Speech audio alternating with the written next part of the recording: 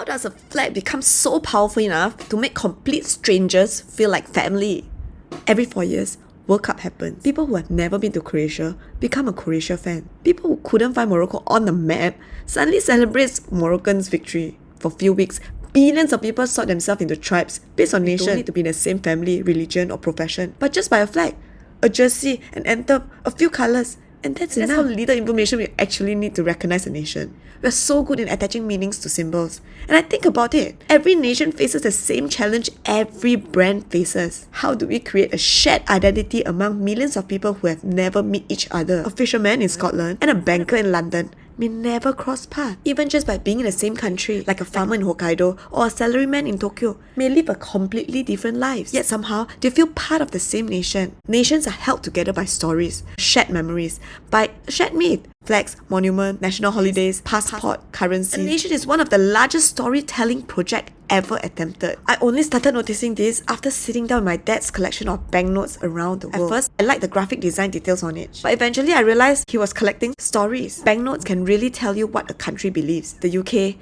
Thailand, Jordan, Morocco, they put a king on a note because continuity matters. The state outlives their individual government. The monarchy is part of who they are. Why put a revolutionary leader on a note like China, Vietnam, Cuba, Mexico? Because the nation's identity is rooted in revolution. They forged through struggles and their founding moments matters. Countries like Japan, Switzerland, South Korea, or even Germany historically. Why put scientists on the notes? Because knowledge is their source of pride. Knowledge creates national greatness. The people being honored aren't necessarily rulers.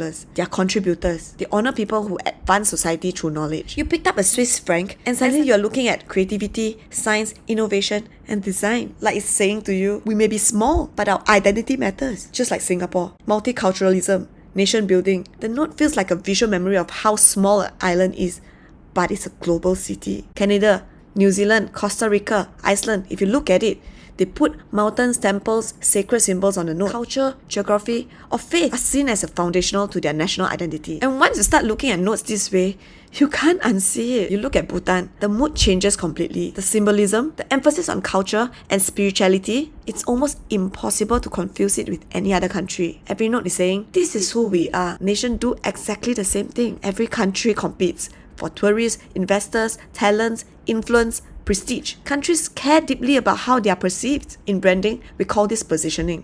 In politics, it's called nation building. Each time a flag is raised in a global level, we believe we belong in the same story, the same history, the same future. Banknote by itself, Economically, it facilitates exchange. culturally, It reinforces identity. I love that it's one of the few objects that combines economic, history, politics, arts, psychology, and storytelling into one single piece of design. My dad would not be able to track his time because beneath every portrait, colors, or security features, they're helping a country to tell the story. A story about where it came from, what it values, or who deserve to be remembered, and what a future generation should aspire to become. And this answers two of humanity's oldest questions. Who are we?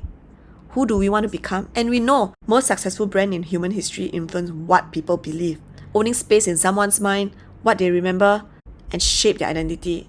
And if that's true, then nations may be the most ambitious branding project ever attempted.